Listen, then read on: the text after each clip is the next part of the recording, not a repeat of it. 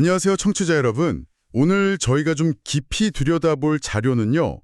바로 덕산 소망교회에서 2025년 11월 9일에 있었던 사람들의 생각이라는 제목의 설교입니다. 네, 이 설교가 누가복음 20장 그 사도개인이랑 예수님 부활 논쟁하는 부분이요.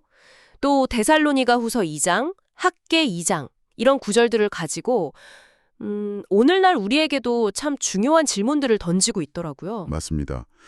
그래서 오늘은 단순히 설교 내용을 요약하기보다는 그 안에 담긴 핵심 주제들, 사회 불평등 문제라든가 부활신앙의 진짜 의미 같은 것들요. 그렇죠. 외적인 가치 또 내적인 가치 이런 대비도 나오고요. 네, 그리고 이 변화하는 시대에 신앙인으로 어떻게 살아야 하나 이런 질문들을 좀 같이 파헤쳐 보려고 합니다. 특히 그 부활에 대한 믿음이요. 이게 그냥 먼 미래의 얘기가 아니라 지금 바로 당신의 삶에 어떤 영향을 미치는지 좀 집중적으로 살펴보겠습니다. 자, 그럼 한번 시작해 볼까요? 설교가 처음 시작하는 부분이 우리 사회의 좀 아픈 현실, 그 불평등 문제더라고요. 특히 부의 불평등이요. 네, IMF 이후에 심화된 양극화, 또 이게 교육이나 취업 기회까지 연결되는 그런 악순환을 짚고 있죠.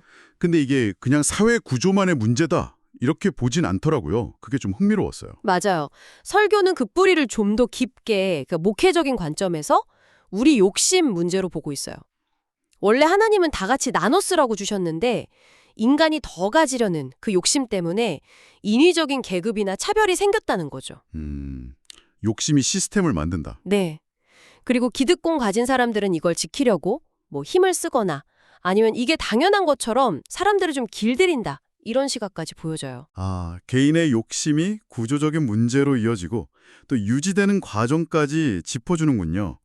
이 욕심이랑 현실 안주 문제가 신앙적으로는 어떻게 나타나는지 그게 이제 누가복음 20장 사두개인 이야기로 넘어가는 거죠. 바로 그겁니다.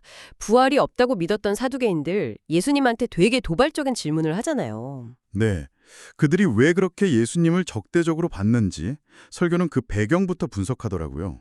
그렇죠. 당시 로마 식민지였지만 사두개이들은 대제사장 가문을 중심으로 해서 종교, 정치, 경제적으로 기득권을 꽉 쥐고 있었거든요. 그러니까 현실의 부와 권력에 만족하고 이 상태가 그냥 유지되길 바랐던 거죠. 현상 유지. 네.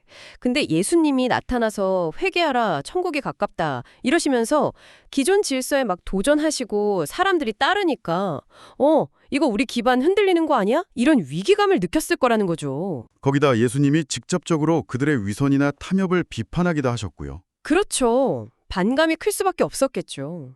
그래서 던진 질문이 그 계대혼인법, 형이 자식 없이 죽으면 동생이 형수랑 결혼해서 대를 잇는 거요. 이걸 근거로 7 형제가 차례로 한 여자랑 결혼했는데 다 자식 없이 죽었다. 그럼 부활하면 이 여자는 누구 아내냐? 이런 질문이었죠. 네.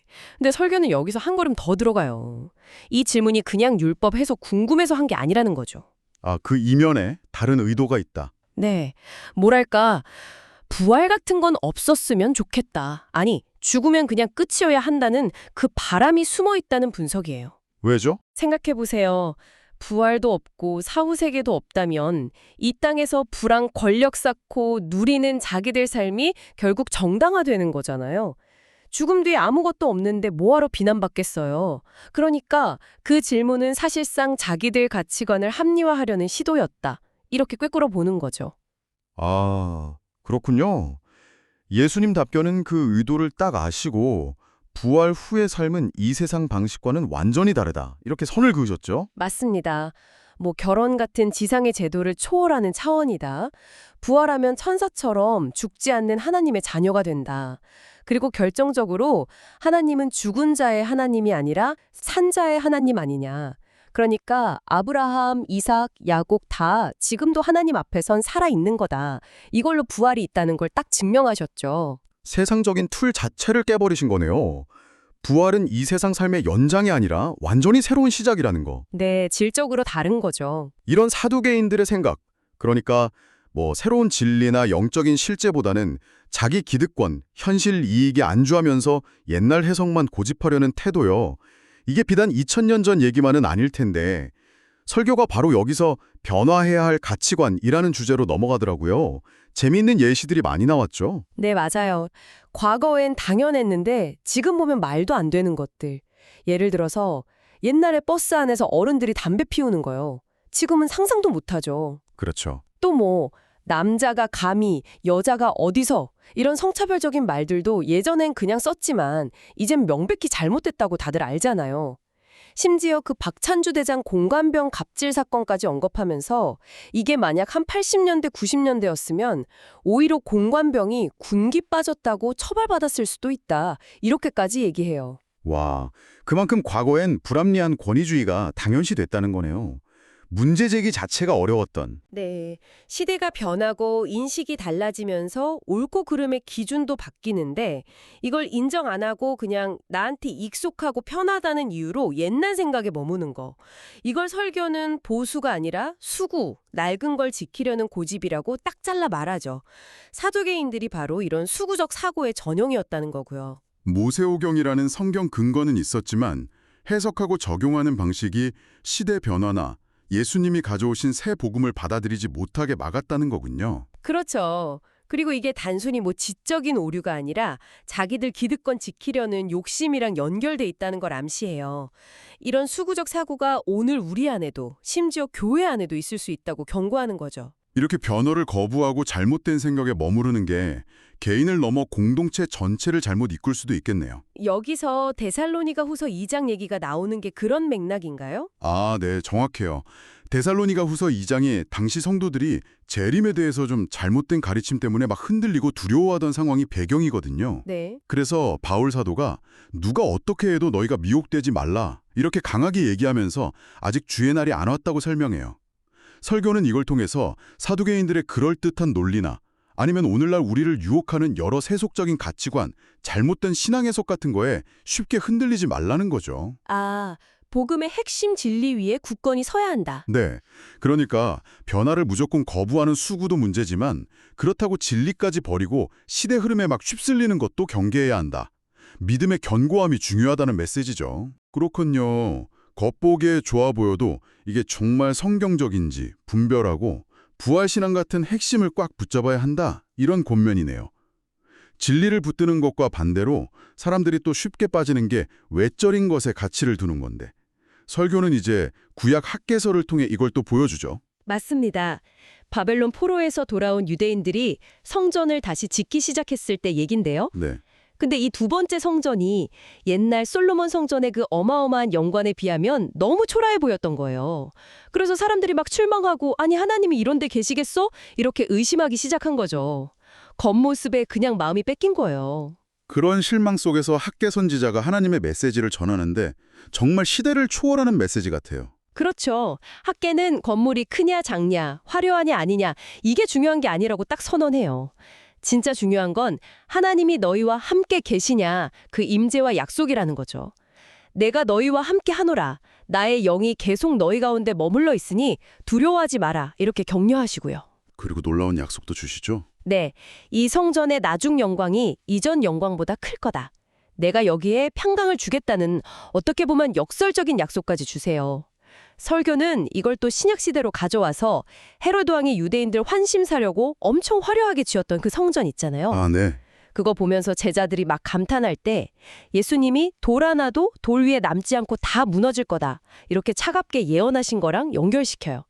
그러니까 이 두 이야기를 통해서 인간이 얼마나 반복적으로 내면의 본질보다는 눈에 보이는 외형, 크기, 화려함, 성공 이런 거에 가치를 두는지를 날카롭게 지적하는 거죠. 자, 그럼 이 모든 이야기들, 인간의 욕심, 부활을 믿지 않으려는 현실주의, 변화 거부하는 수구적 태도, 외형 집착, 이게 오늘 우리 신앙을 가진 당신에게는 어떤 의미일까요?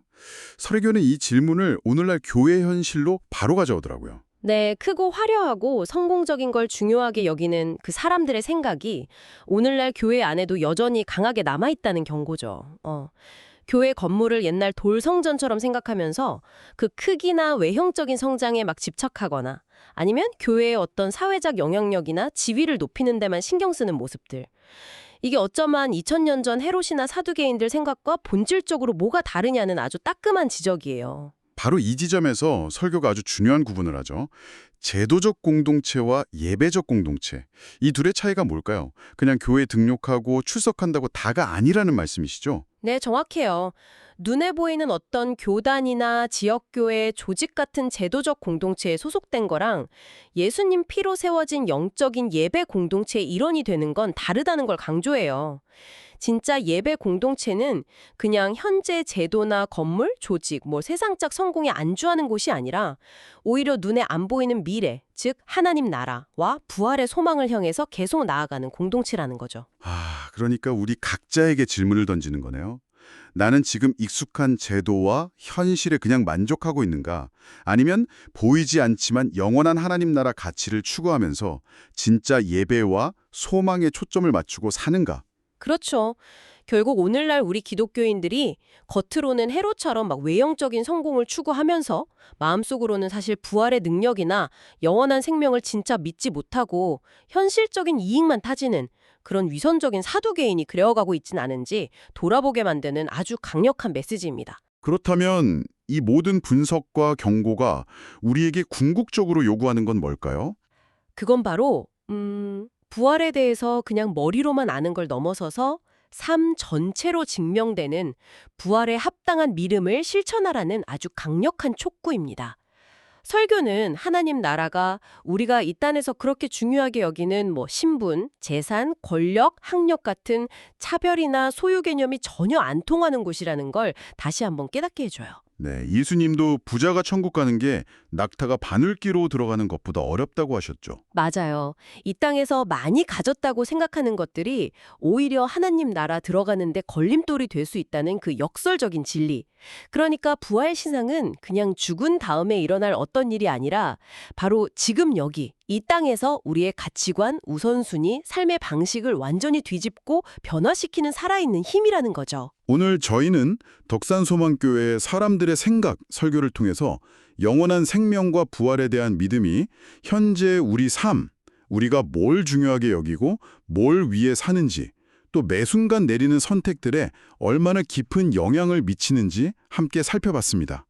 이 설교는 우리 각자에게 정말 진지한 질문을 던지고 있어요. 나는 과연 눈에 보이고 곧 사라질 세상 가치에 마음을 빼앗겨 살고 있는가? 아니면 보이지 않지만 영원한 부활의 소망을 굳게 붙들고 참된 예배 공동체의 일원으로 살아가기를 갈망하고 있는가? 네, 설교는 마지막으로 이렇게 권면하는 것 같아요. 우리가 오랫동안 중요하게 여겨왔던 이전 것들 있잖아요. 예를 들면 과거 영광에 대한 미련이라던가 세상이 정해놓은 성공 기준, 눈에 보이는 재물이나 안정감 같은 거요. 이런데 더 이상 절대적인 가치를 두지 말자는 거죠. 대신에요. 영원한 생명, 그리고 앞으로 우리에게 주어질 확실한 부활의 진짜 소망을 두고 살아가라고 도전합니다. 오늘 이 탐구를 마무리하면서 청취자이신 당신께 이런 질문을 남겨드리고 싶네요. 이 설교에서 나왔던 여러 사람들의 생각처럼 혹시 당신 마음 깊은 곳이나 삶의 습관 속에 더 온전하고 영원한 부활의 소망에 집중하는 걸 나도 모르게 방해하고 있는 당신만의 이전 것, 당신만의 사두개인적 생각은 혹시 없을까요? 한번 조용히 스스로를 돌아보는 시간이 되시면 좋겠습니다.